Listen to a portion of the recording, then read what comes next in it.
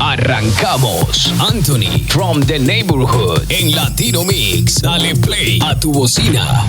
Bienvenidos, señores. Aquí estamos, sábado a las 11 de la mañana. Here we are, Saturday, 11 o'clock, and this is your show here from the neighborhood. Welcome, guys, to the program where we are going to get into neighborhoods and get to know who these locals are, what they're doing, what it's like to live in a certain place, the things that are happening there, and how is it that they're making a difference. Señores, la gente está haciendo diferencias por todos lugares, están cambiando su ambiente, su mundo, y cómo es que lo están haciendo. Señores, son tus propios vecinos. They are your neighbors. These are not folks that you're going to reach out to and say, where did they come from? Are they even from Earth? Yes, they are. Absolutely. Guys, these guys are right here. I mean, a lot of times, all we got to do is peek right over the fence and say, hey, what's up, neighbor? What's going on? So let's go on this journey.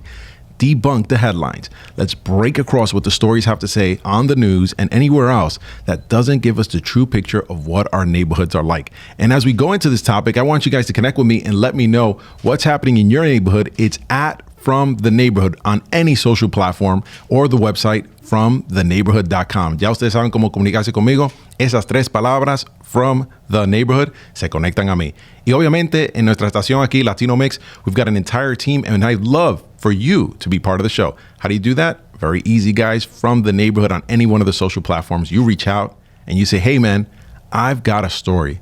This is what's happening in my neighborhood. I know somebody who's got something going on. And nominate them. I mean, sometimes we've got something that we don't recognize ourselves. We're sitting here like, wait a second. All these people are talking about all of this. I've done it too. And I'm doing it in my neighborhood. So you know what? You should be on the show. Ustedes deben estar aquí en el programa, porque si usted lo está haciendo y nadie lo está conociendo, ¿qué tal que usted se está llevando ese regalo? You're taking away that gift from the world and just keeping it to yourself? Come on, guys. You got to share. Share your story right here. Just connect with me. And I invite you guys to represent your neighborhood by checking out the store, fromtheneighborhood.com. When you get on there, you can go ahead and get yourself any of the sweatshirts, the water bottles, all the cool stuff, and pick up the gears and represent your neighborhood. So you guys know 5 boroughs, Long Island, you guys got your gear, and a few other neighborhoods too. So let's not leave them out, because we are being heard all over the world. If you guys haven't done it so, download the app, Latino Mixx with 2x's.com. That's our website and our app, and you guys can pick up what's happening here today. Listen, if you're a business owner, by the way, this is the place to mention who you are. Aquí es donde usted se debe conocer. Porque si ustedes no se conocen al vecindario donde ustedes mismos tienen su negocio, ¿qué está pasando? You guys got to let your business be heard. So if you want to get your business heard, this is the place. Jump on here and make sure that we got what you're doing out there and telling your story, because we've got amazing packages for all our advertisers. And this is just going to be a great, great time for you to go ahead and let yourself be known. And as a matter of fact, for this program, we got a pretty cool sponsor. So I want to go ahead and jump over and shout out the sponsor for this specific episode. Let's do that right now. Yes, and this episode is being brought to you by Nationwide Mortgage Bankers, and this is Susi Padro. Susi Padro is NMLS number 1310470. She is a mortgage lender, and her phone number is 516-281-5433, 516-281-5433. And that is Susi Padro from Nationwide Mortgage Lenders. Now, listen, guys, si ustedes no lo escucharon en inglés, se lo voy a decir en español. Susi Padro habla español y le puede ayudar a ustedes. Así que llámala para todas sus necesidades en préstamos. Ella está comunicada, se puede comunicar con ella al 516-281-5433. And with that, folks, we got to start the show. So I'm going to go ahead and jump over to a quick jam. One of my favorites, taking it back to 1986 with my man Dougie Fresh. Let's go with the show. Let's start. De regreso con Anthony from the neighborhood. Yes, and here we are. That was the show, Dougie Fresh, 1986. Ya usted sabe, señores, lo estoy trayendo de los clásicos al día de hoy. Why? Because the show is called From the Neighborhood. So we got to take it back. We got to take it back and go right into our own communities and go back to the past, because your community doesn't become what it is overnight.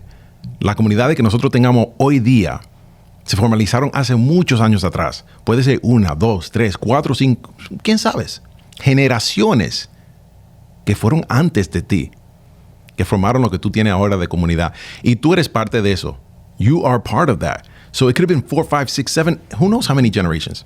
But now you're a part of what's the community going to become. So guys, I'm going to go into a few things. We're going to go uptown. And if you guys hear uptown, obviously I'm talking about New York City. because only in New York City do you start using words like that, uptown, downtown, and all sorts of stuff, east side, west side. So we're going to uptown. We're actually going to go to Harlem. We're going to start talking to somebody who's very interesting here. They've got a history, obviously having grown up in Harlem, a history with New York City, and they've got some interesting things that they're working on. And overall, they're just an interesting person. I mean, I thought to myself, well, I'm from New York City, Brooklyn, right? Yeah, I already know that. But I don't know what's going on across the river. I mean, if you come to think of it, Manhattan's not that big. I mean, if I tell you miles squared, it's actually pretty small. I think it's like 20 something miles squared. But Harlem, which is where we're going, it's a world of its own. And guys, if you haven't been to Harlem, you guys got to check it out. It's got rich architecture. It's got so much stuff that I've observed. But you know what? It's not even the tip of the iceberg, not even a snowflake of the snowstorm. So, señores, cada vecindario tiene muchas cosas y a veces uno se las pierde porque uno piensa, yo lo sé todo, soy de allá. Pero ¿ha vivido usted en esa cuadra? Did you grow up on that block? You might know something, but you don't know what's going on every block. You haven't met every neighbor. So this is what we're talking about, guys. And when we get into this here, I want you to know that the folks I'm bringing on here, they pack a punch. So today, I'm not going to go ahead and delay this anymore. Let me bring on my guy here, Jamel Anderson from Harlem. Like from Harlem. This is the guy right here. Yes, from Harlem. Thanks, Ed. Welcome to the show, man. Big round of applause for you, man. Thanks for having me, guys. Yeah, thanks for having me. Absolutely, absolutely. We're not going to jump into all the amazing stuff that you're working on right now. We're going to focus on Jamel. Like, I want to talk to you, man, because Harlem is a very special place. And I've had people here from other places that I consider very special, South Bronx, Little Puerto Rico, places that you're like, I don't really get to see them like that. You're a guy who's out from there and you're developing things. And we're going to get into that. But tell me Harlem in your eyes. Harlem, it's a different place today. Yeah. It was actually when I was coming up as a kid. But, man, I love Harlem. Harlem represents survival, but what's survival without struggle, right? Yeah. So Harlem was a tough place to grow up in. It was a tough environment. When I think back as a kid, we didn't realize what a challenge it really was because that's what we had. Yeah. So when you think about parks and community, I mean, it really wasn't fancy parks. There wasn't places, the basketball courts, the rims weren't nice. They didn't have a net. Yeah, a net, you kidding me? They didn't have a backboard sometimes, right? All right, talk about it. Yeah, let me tell you something. Actually, I don't know exact ages. I'm not going to go ahead and quote it unless you want to put it out there. You know what I mean? I know sometimes the ladies are a little more sensitive. I'm 41 years old. I'm an 80s guy. And I grew up in Brooklyn. And I remember, it was just, do you got a milk crate? Nailed to a tree? Wasn't necessary. Well, we didn't even really have trees on the block. So, but we all had our milk crates. Back then, the Arabs were just coming over. Yeah. And, you had your pay phones on the street. The pay phones had a number where you could get phone calls on them back then. Describe a pay phone, man. Right. Listen, you drop a quarter. My son, he calls it a talking jukebox. Like he says it's a juice box, right? He says it's a talking juice box. But this is literally a box. You pop a quarter in it, right? Which was a little cheaper actually when we were kids. It was less than a quarter. But anyway, you pop this in and you could make phone calls, but it had its own phone number. Right. On the little white ticket. Yeah, after you didn't have any more nickels for that extra 2 minutes, you said, hey, hold on, just call me back at the office. And that was before call and collect. Right? You remember that? Yeah, how about that, right? 1-800-COLLECT, man. They're not around, so we could just plug that in there. But everybody used to do that back in the day. There was no cell phones. And tell me, how was it on the streets? Like, there was a sense of community. You had to know who was living next door, right? Well, absolutely. I grew up in this era where a lot of my friends' parents were on drugs, right? If it wasn't drugs, it was the abuse of alcohol. Yeah. And I came up where it seemed like me and my friends, we raised each other kind of. But in the community, it was just this real sense of love and respect. Right. We didn't realize we were surviving and struggling back then. It was a code out there too, because your neighbors sometimes became your parents. Well, they were your parents, right? Yeah. You know, the old lady from the building yell at you, you're going to listen to her, right? Right. Señora, hay que escuchar a la viejita del bloque. Ya usted sabe, si vieron Chespirito, en ese tiempo anterior, había una señora en cada cuadra que te mandaba a bañar, a hacer lo que sea, como si fuera tu mamá. So you had this lady who was like your mom. Right. The older guy in front of the building, you know, you don't have the key, you playing in front of the stoop, he say enough of that ball, you say okay. Yeah. So we kind of really valued our community, but didn't even know we were. Yeah, wow, that's crazy. That's so crazy. We had nothing, but it was everything. Yeah, I was going to say, like, you really got to look at sometimes the things you have and just get humbled by it. And it's almost like, by comparison, you know, you're not going to be the same person every single day. The next day, you've evolved a little bit more than the day prior. And you might look across the water and look at another community and say, like, oh, they're doing much better than us. But that sometimes I feel like creates a difference that's unnecessary in people's lives. Like, you get distracted by it because you had everything you wanted right there. Like, I remember when the fire hydrants were open, it was like, I'm at a water park. I didn't need, you know, anything better than that. I mean, I can't tell you at what age in my life that I went to like Six Flags. Like, that was a big deal for me, you know? So I remember those blocks being the one and everything for anything you ever wanted, right? You know, you mentioned about evolving. Yeah. And you suggested that people evolve every day. I kind of challenge that. Oh, because God. people don't, right? One would think we're evolving or should evolve every day. Right. You can come back to a place you've been 15 years ago, 20 years ago, and you can still see some people doing the same thing. I like the difference. Yeah. I think it's a gift to evolve, right? I think we want to evolve every day, right? It's a blessing when we can say we did. And when I go back to certain places, even in Harlem, things look a lot smaller to me. Right? My world was so big at that point. It's like when I go back to my old schools. Right. And to your point with the fire pump, right? Yeah. We call that fun, right? Yeah. You turn it on and, you know, the cap had a couple holes in there, so it came out like a sprinkler. If you were lucky. Right. We used to put our hands on it. Right. Or have a can of soup and direct it. Yeah. But when you think about that, you know, it almost breaks my heart because it just reminds you of the lack of exposure, right? But then you think about where grit comes from, right? That's where you first learn improvising, right? Yeah. You know, I think about how my children grew up. My daughter never touched a fire pump. They don't know what that is. She doesn't know what that is. Yeah. So you know, the very things that, you know, taught grit and foundation was how do you survive and have a good time with nothing. Right? Yeah, exactly. No, and honestly, like, you know, and I agree with your difference in the perspective.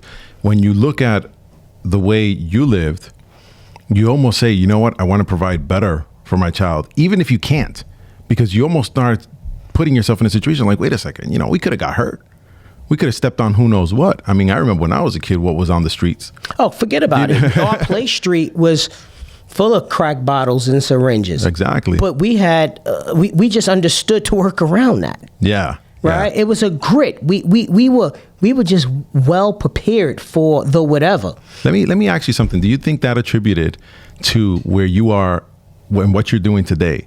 You know, having that grit, having that, you know, to persevere, you know, and finding yourself in the sense of community. And I'm not blowing off the lid on what we're going to talk about because we're getting into that. So, folks, you got a lot to hear from this guy. But do you think that went ahead and made you a little tougher, a little more thick-skinned to weather the storm on some certain challenges that you may have had later on in life? I would say without a doubt, right? That made me. Yeah. You know? It makes you take the high road, right? 5, 6 years old, you don't know. You know, you making 50 cents in a dollar, going to the store for people in your building. You making your runs. You did that too? Oh, absolutely. Wow, man, this is a New York state of life, man. This is what I'm talking about. You have to make it work.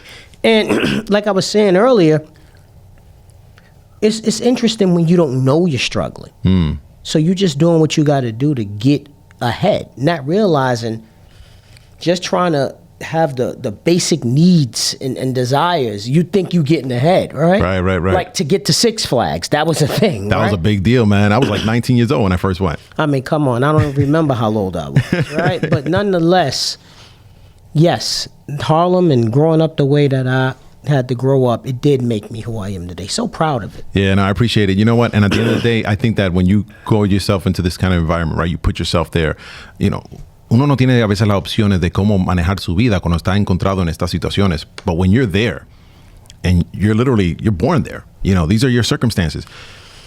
It does make you understand, you know, tomorrow or cherish life, right? Because tomorrow they may not be it. You know, tomorrow we may not have enough to eat. You know, we've got to, you know, be wise about our decision and basically take the high road, because there are conflicts that come in, you know, being especially, and I'm going to say, relating to you from a city guy to a city guy, we're on top of each other. So you had to get along with your neighbor. You had to figure a way to take the high road and not necessarily, you know, put yourself down to the level where, man, you could have found yourself some trouble. Those were some tough days. Well, back when we was kids, as you say, from like 7 to 11, you start learning who plays ball, right? Who's good at ball, right? Yeah. Obviously, when you from the hood, if you have a special talent, life gets a little easier, right? Yeah. That's when we first start learning acceptance, right? If you was known for getting money, right, when you was younger, then there's another level of acceptance. Right. So I think, you know, most people figured their way out. Right. Or figured their way, I should say, not out. You know, 13, 14, you kind of know who was known for what. You rap, play ball, you play football. That's right. You did something. Yeah. And if you didn't do any of those things, you were trying to still figure it out. Yes, yeah, it's true. You're still trying to figure it out. You know what? Because we always want to excel. We always want to build ourselves up. And at the end of the day, you either, you know, flying one way or another, right? Because there was also that whole other way to get that money that was not the right way. And, you know, as unfortunately takes you on a very short path of life. We all know the two circumstances, you know, that people can find themselves in, and that's unfortunate. But I think that being out there, being out in the grit, and I just want to say, like, in that type of community, that being immersed in that space really sets you to work on a different level, because your mentality is like, listen, I got to look up, right? You can't stay there the whole time. And you know, I don't feel okay when you say take the wrong way. For lack of a better word, it's not wrong to me, right? Everything's a learning experience. When one is trying to figure themselves out or provide or live, it's very difficult to say what one chooses is right or wrong. No. There's circumstances, obviously, that people have been put in before they were even born sometimes. Exactly. Right? So now when you choose a path that says, wait a minute, this can make my reality easier or better, or maybe I don't have to see my mom on drugs. I can get us up out of here. And in order for me to do that, I'm going to have to do this. Exactly. So when one assumes that risk, is it wrong? Or, again, we kind of came from this Harlem is what? 1/10 to 155th? Yeah. Who's going we didn't have what you called life coaches back then. There was a life coach. Ain't nobody having no sentimental conversation on the corner. No, I know what you're saying. It was like, how do we figure this out? So I'm kind of sensitive to say what's right or what's wrong, right? I just understand that given certain circumstances, certain people make certain choices. But when we know better and we become more informed and our circles increase, our opportunities increase, then you see certain decisions that are not made because opportunity becomes more of an abundance. Yeah. Well, I guess we can kind of sum this one up right here as we move into our next segment. Is we always got to start looking up. We always got to find a way to fly out of a situation. We got to stay high. We got to stay fly. We got to fly high. Am I right? Well, you know, flying. Just tell me if I'm on point with that one. I would say I like where you are. Flying is a goal. Leave it right there, because I'm going to tell my man, Jim Jones, to continue this right here. Let's go. Anthony from the neighborhood. Y aquí regresamos, señores. Estamos aquí con nuestro invitado aquí, Jamel Anderson from Harlem, and we've been talking about, you know, growing up in the city. And it's funny because, you know, we're running into this conversation where it's like, you know, it's hard. It's hard to tell right from wrong. You know, it's hard to be like, you know, this is the way to have done something, because everybody has a different situation. But, you know, the point is, as a human, I think we have this built-in sense of hope. Siempre sentemos la esperanza de que las cosas sí se pueden mejorar. And when you're sitting there thinking to yourself, yeah, things are like that, but you know what? I'm going to figure out a way, a hustle, a job, or whatever, to either put food on the table or earn some respect. When you were saying, boilers and rappers and, you figure something, because we all need to be somebody in our lives. We all want the same love, attention, connection, and that creates a community. So I'm glad you're here on the show From the Neighborhood, guys, the program where you guys get to tune in and hear stories from locals that are making some notable achievements. So, Jamel, let's continue this conversation here. You grew up in Harlem, and we were talking about this before. Now, mom and dad. Now, paint me the picture of mom and dad. Were they around? Were they not around? Was it hard for them to put something for you on the table? Paint me that picture, because that's the grit we're talking about. Yeah. So in my household, it was my brother and my two sisters and myself. So my mom and dad had an interesting dynamic. I'll leave it at that, right? But my dad, for the most part, was in my life. But it was hard. My mom didn't work. And again, I owe her a lot, right? Yeah. I didn't realize that just her presence in our household, although she didn't have much, she was committed to making sure we had to just feel adequate, right? I don't know how she figured out to get 4 pair of sneakers at one time, right? Because it was 4 of us, 4 jackets, right? Wow. You start thinking when it's the first day of school, that's 4. We were all like 5-6 years apart, so we all were in school at the same time. Right. I don't know how she figured it out, right? It's a struggle. I'm gonna tell you right now, I got 3 kids at home, and it's like sometimes you're scratching your head, and even today you're like, you know what, it isn't yesterday, but it's not easy. Kids want a lot of things, and how are you going to supply them with all the stuff that they want? And your mom was working miracles. Yeah, I would say it was definitely an act of God and survival in which we came up under. I know my father did contribute. I know my father did a lot, but I was his only biological child of the 4 that my mother had. Yeah. So I don't know what that dynamic was financially, what he didn't do, to what extent. I know what I thought to be true. But all in all, I don't know. But I can tell you is we lived a hard life. Yeah, man. And that's why I want to pay homage to the grit, because I think a lot of people, they undervalue what grit is. Sometimes people look at you with pity and say, oh, look at the way they're living. They're poor, and they look in the other direction. But this actually develops character. Rejection is a strong sign of strength when you keep getting back up. And I think that in these communities, a lot of times, we get that, and I'm going to go back to the fact that, we're here in our 40s, and not for anything else other than the fact that back then we didn't have the whole thing of like, hey, we're on social media and somebody says something bad and that's it. My life is over. Right? Because that's what happens nowadays. Am I right or wrong? Yeah, you had a reputation to hold up on the block. Nobody's putting no poster, because nobody even has a printer in their house.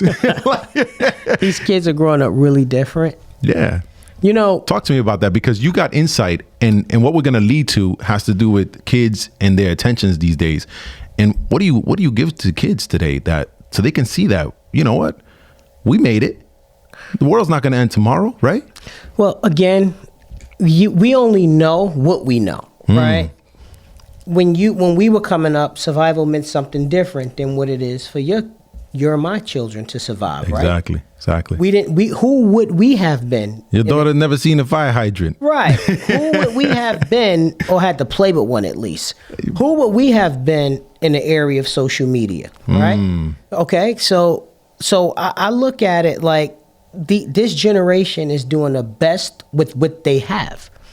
I think they're a lot smarter than we were. And technology, while it advances the world, I think it does somewhat put a wedge into genuine connecting, right? That's true. House parties used to be like a receiver, a turntable, a double deck cassette, right? And this was layered systems, right? What do you got today? You come in with your phone. Anybody got an iPhone connection? And let's get this thing done, Bluetooth, right? With one little speaker. So everything is simplified with technology, right? But we didn't take into consideration that people would be simplified too, right? Right. So you know what? Like I gotta give it to you, man. People getting simplified makes me think that it's easy to cross the wires and get them to trigger. Whereas back then, you know what you said about me? Whatever. Keep it moving, right? Because there was a lot more components that made up who you were. Right. You know, and I think it's up to us, you know, to have this communication open with our children and whatever those kids are around us to make them understand, look, man, we were in your shoes. We made it. We made it with a payphone. We made it with a stacked speaker system. Right. We did it. We did it. So Right. I like that about you mentioning it. And actually, let me take you back on some children stuff now. You said 7 to 11 years old. What were you watching? Was it Voltron? Voltron, yeah. He-Man. Esos son muñequitos favoritos que él tenía. O sea, ¿qué es lo que estaba viendo él en televisión? Ya que los tiempos han cambiado. So Saturday morning He-Man. wrestling. You know, Wrestling? Yeah, man. Oh, you gotta tell me who's your favorite wrestler. None man? of those guys anymore. Well, obviously, I'm gonna guess why, but back then as a kid, we glorified this, As man. a kid, come on, you ready? My what was the group? The British Bulldogs. Yeah, British Bulldog. All right. The Killer Bees. Yeah. You had to love Hulk Hogan. Everybody, Hulk Hogan, Right. man. Wow. And Mr. Wonderful, Yeah. Paul Orndorff. Man, these guys were national heroes, man. What you Right. got? Hulk Hogan, Ultimate Warrior. You remember that? Right. Macho Man Randy Savage. And Jake the Snake. Well, listen, man. Can I give you something? Well, Just because you keep shouting them out? What you got? Hold on. I'm going to come back. Hold on. Okay. How's this look to you? It's not the WWF, but it's the WWE. Oh, man. Right there. Is that the one The Rock wear? Here you go, my man. Oh, you my can sport that goodness. on your corner right there. Oh, yeah. Because Yeah, this here. Hey, just when I thought Hulk was the real champ, he had something like this. Hold right? on. What does it say in the front here? It says Universal Champion. Oh, man. He's a Universal Champion, bro. There you go. I'll take it, huh? I'll take it. You know what? I'm going to put myself in the winner's circle, too, right here. Oh, there we go. There Here we go. I'm the world heavyweight champion. And thanks a lot, guys. I put on a couple extra pounds, but heavyweight? Right, Damn, seriously? right. I'm glad you kept that one. Well, listen, I'm going to do the rock eyebrow right now. You know what I'm saying? And get you guys excited. And this is some of the stuff we used to watch as kids, man. Oh, absolutely. Glued to the TV. Yeah. Right? Yeah. I mean, Roddy Piper, and I mean, these storylines were everything. The back Bushwhackers. then. Remember that? Oh, come on, man. What's that guy with the 2x4? Hacksaw, Jim Duggan. Yeah, Yes. Hacksaw, right? Yeah. Wow, we are recalling some old stuff, guys. You Google this. Google this stuff because you're not going to know what we're talking about. Right. Man, listen, that brings you back to your childhood.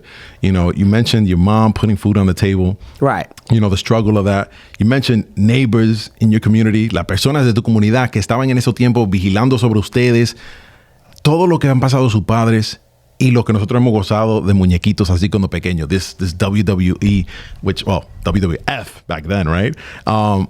This is all stuff that, you know, paints the portrait of who you are. Right.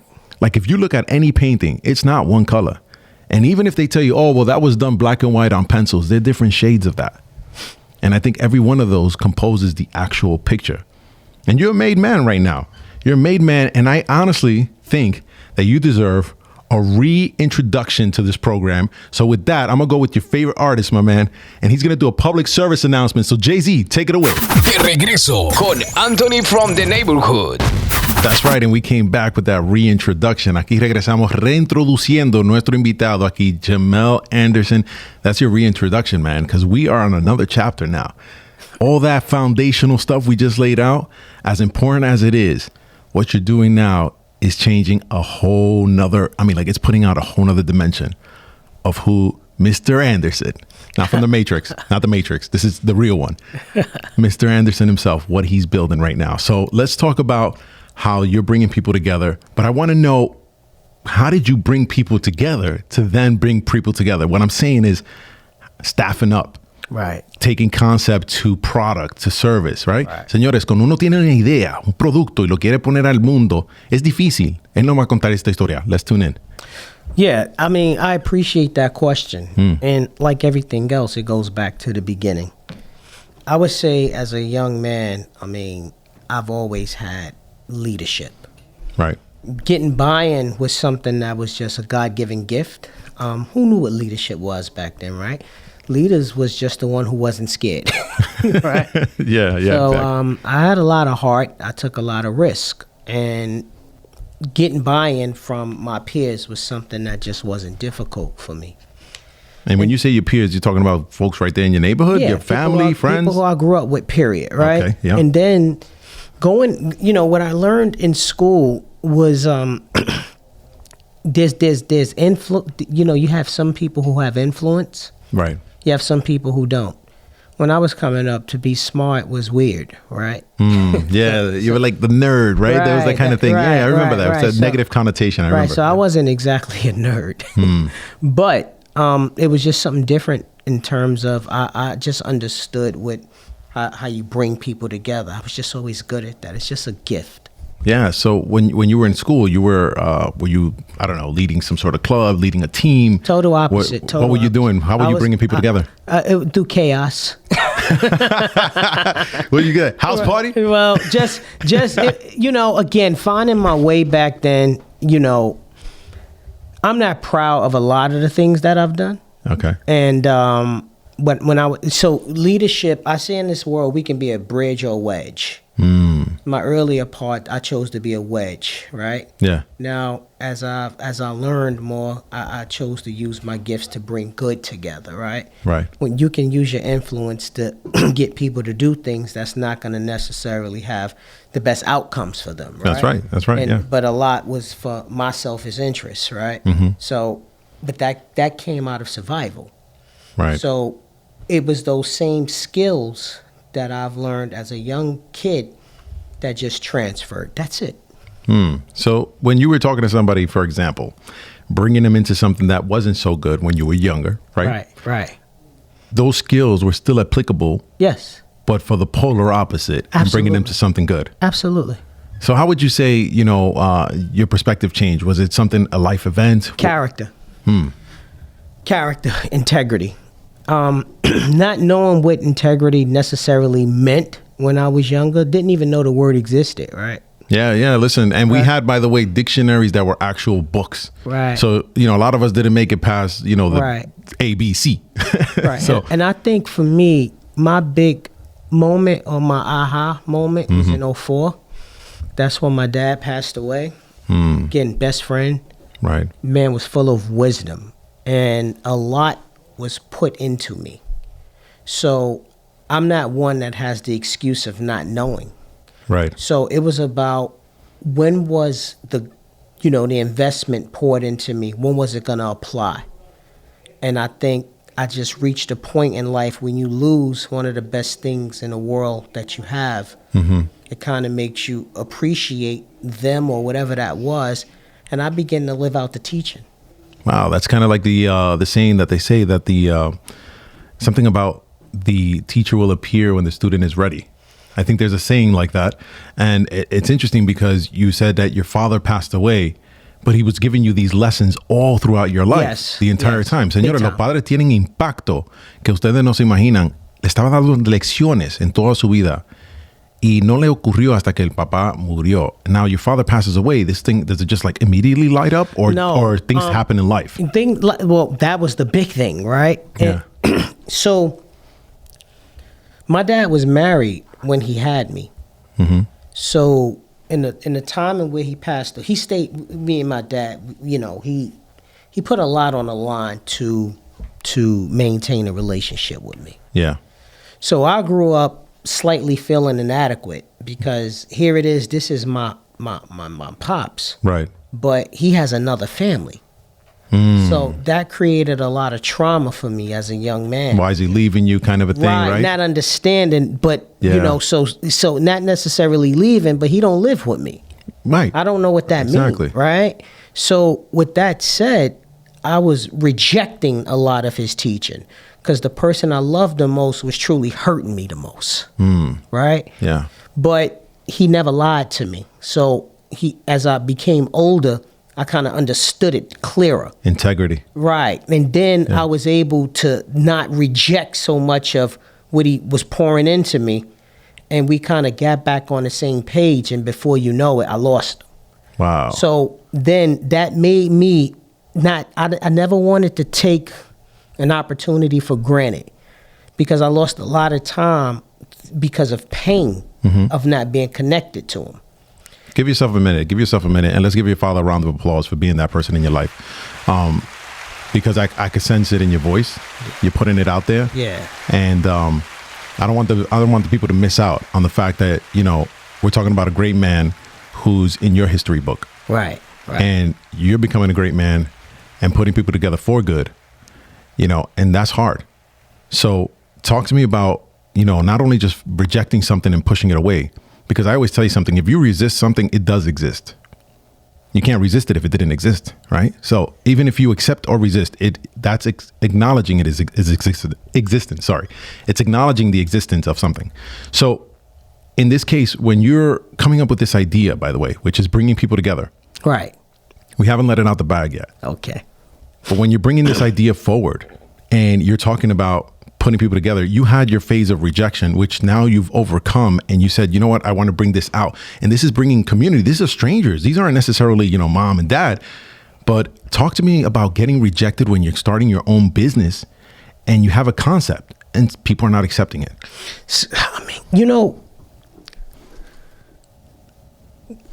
My brain don't work like that. I don't see rejection in that way. Right? I'm not. I didn't come from a business school.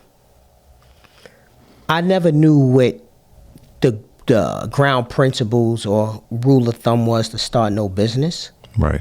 So I never felt rejected. I felt like I ain't have the right answers yet. Nice. Right. Beautiful perspective. I love the perspective, because a lot of times folks will stop themselves because of it.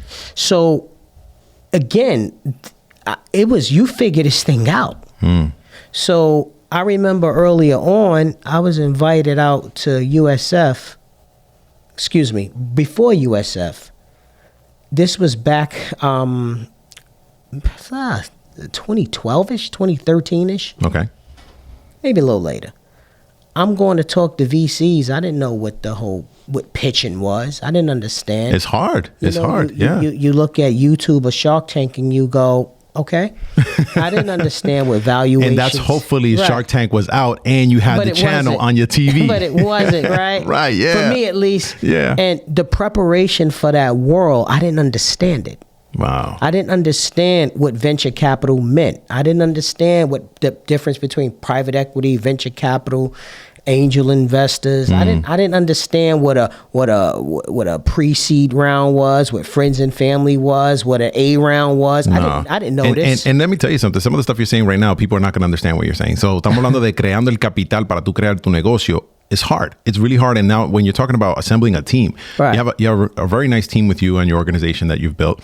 And getting those people to enroll and say, you know what, I'm maybe not going to make what I could make somewhere else because I believe in what you're doing. It takes a lot to enroll people into that process. So talk to me on some words of wisdom that you can drop into people who might say, hey, you know what, I got something, but it's so hard, I don't even want to try. And you don't look at rejection that way, but help other people look at it the way you do. Okay, so nonetheless, right, I don't look at rejection in that way, but it's clear that rejection's out there. I'm not going to be immune to understanding what that is.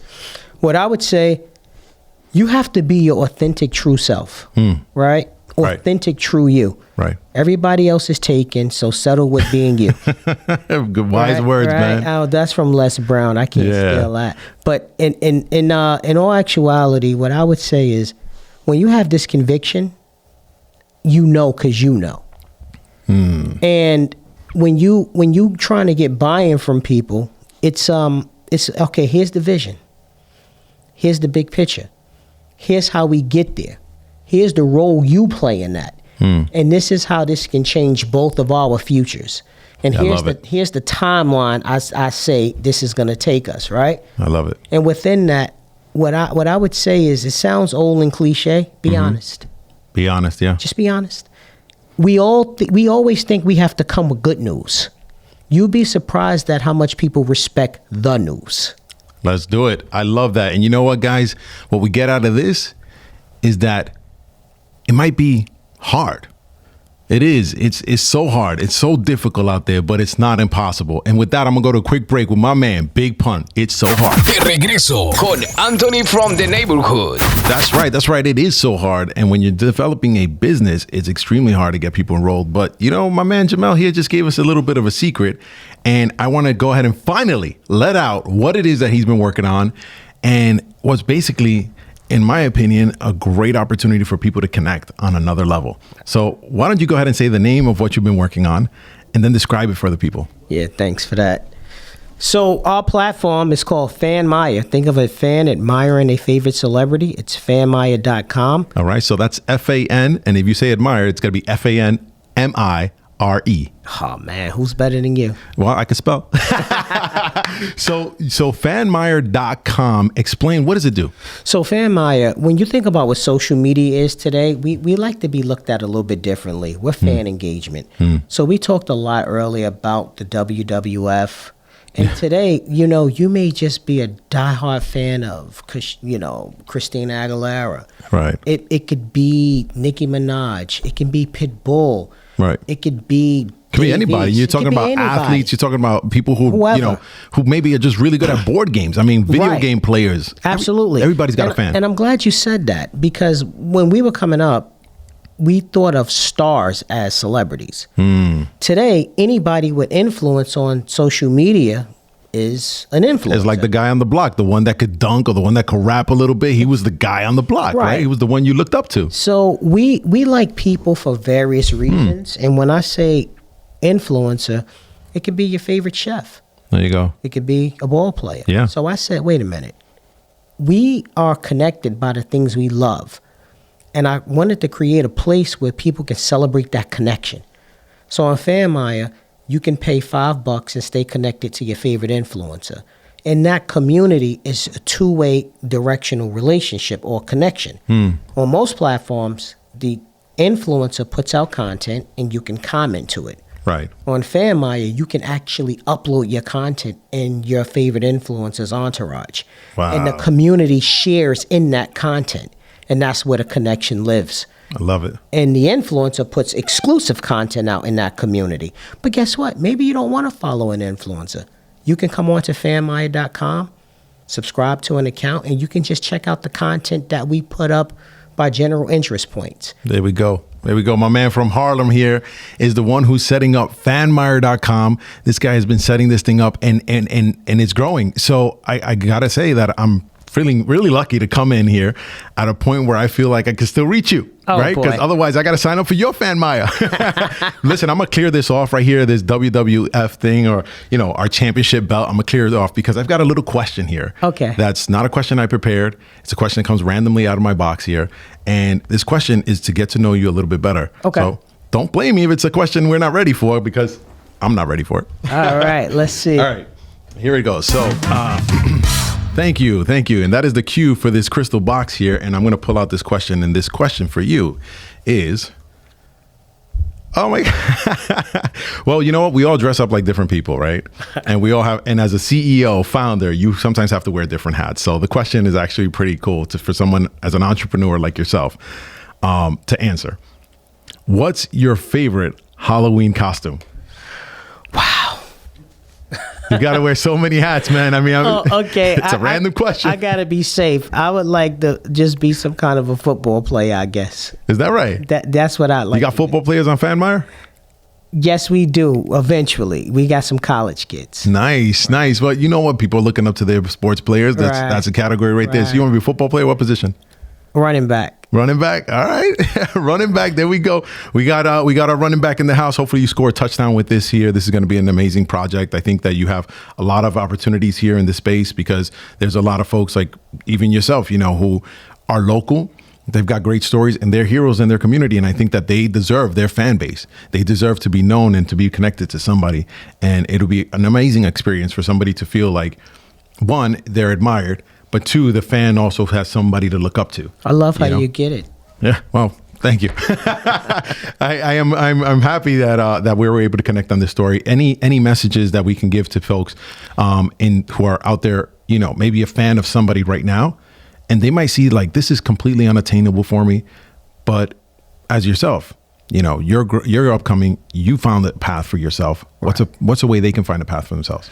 I think know who you are. Learn to understand who you are. When you begin to really search within, you'll begin to answer to your name and not what other people call you. Yeah. So I think it's about just finding yourself. It ain't deep. Know who you are and chase your path. Another man's clothes can't fit you. Yeah, you said everybody else's name is taken, everybody else's life is taken. I took that away from today. Some other things I took away from today, señores, mucha cosa que uno aprendió. Grit was something that is invaluable, right? Just sticking through it. And don't look at your circumstances as just that's the way it has to be. Know that you can fly higher. You can be somebody better. And leadership. We're all leaders in some capacity, in some sort of way. And our man here demonstrated that. And lastly, authenticity. You stress that towards the end a lot. Someone else's life is taken. You can't fit in another man's clothes. You stress this a lot. So there was a lot of lessons here. Muchas lecciones aquí de liderazgo, de siendo original, quién tú eres. Muchas cosas para aprender de este señor. I want to thank you for being a part of this program. Well, thanks for having me. You definitely have connected with people. And señores, yo me he conectado con ustedes y cada sábado nos vamos a conectar. Y dándole la gracia a nuestro patrocinador, our sponsor. I want to give thanks to Susi Padro. So go ahead and put me the sponsor cue real quick. Yes, Susi Padro, I want to give you thanks for sponsoring this program here. She's a loan officer with Nationwide Mortgage Bankers, NMLS number 1310470. You can reach her at 516-281-5433. Eso es Susi Padro, prestamista con la compañía Nationwide Mortgage Bankers, 516-281-5433. And with that, folks, I'll be seeing you guys on the next program. Lo veo ustedes de nuevo en el próximo programa y también en el vecindario. Because I'll be seeing you guys, as usual, back in the neighborhood.